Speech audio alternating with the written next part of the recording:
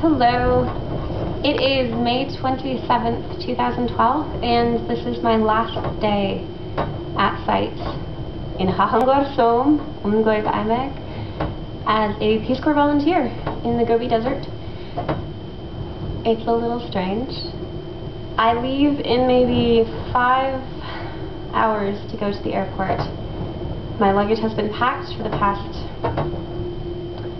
several weeks, if not months.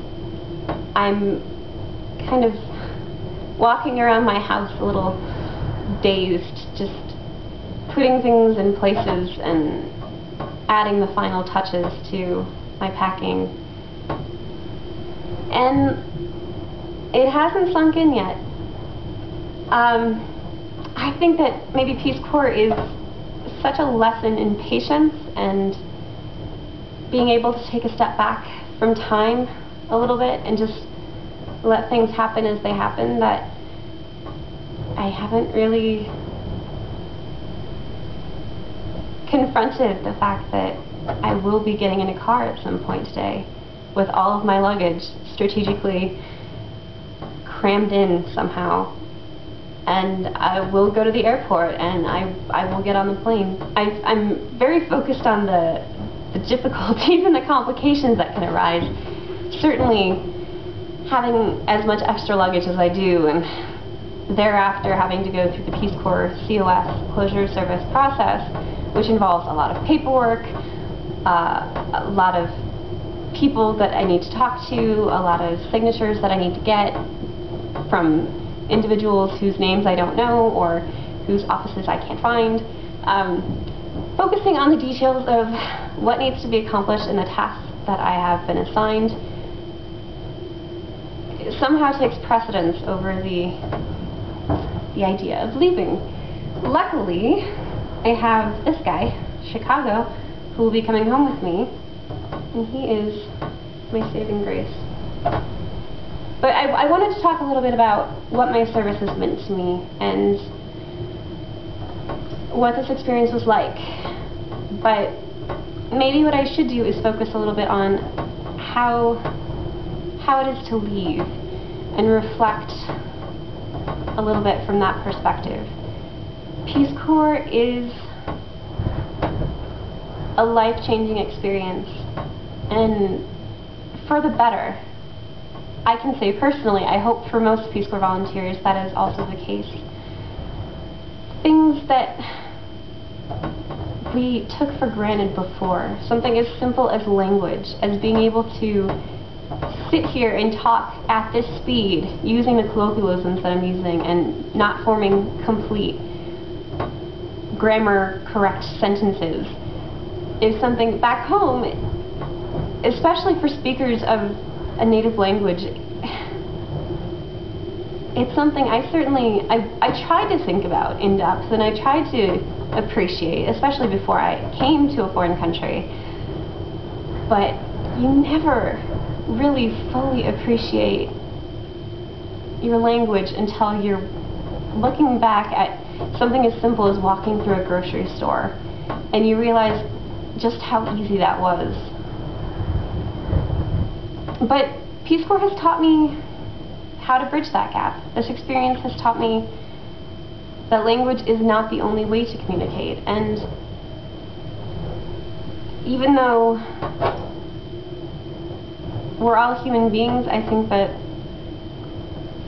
understanding that level of connection and being able to cross those bridges without the ability to communicate in terms of forming words is something maybe not a lot of people will understand.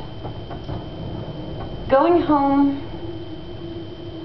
is a concept that's really hard to wrap my mind around, because I have a perspective as to what I left behind, and I have a perspective of what I've gained from my experience over the past 2 years in Mongolia, but I'm not quite sure how to rectify those two things into one cohesive, I guess, 30-second self-commercial, you know? What's going to bother me is hearing questions that are so well intended but just so difficult to answer, such as, how was it? It was good? It's really difficult to boil down 2 years of something so meaningful into just a few sentences. One of the things that Peace Corps has taught me is that being alone and being lonely are not mutually exclusive. And though a lot of volunteers, especially those of us in villages, may find ourselves spending a lot of alone time, a lot of me time, by ourselves, I can certainly say that I wouldn't characterize the past 2 years of my life as being lonely. I wouldn't attribute loneliness to my Peace Corps experience. But going back to America, it's going to be a challenge because I now appreciate things on such a deeper level. Simple conversation is something that I don't know if I can ever take something like that for granted again. Just the idea of being able to speak face to face with someone I love. Right now, that's about as close to a dream as I can get. I haven't seen my family in 2 years. I haven't seen my friends in 2 years. My friends from America. Of course I have volunteer friends here. And having people that are in the exact same boat makes all the difference in the world. But going home, this is the part of Peace Corps that the advertisements and the promotional posters don't really mention. This is something that volunteers don't tend to focus on until it literally kind of jumps out in front of us and all of a sudden we have to face it. Mongolia has done a really beautiful job of showing me what matters.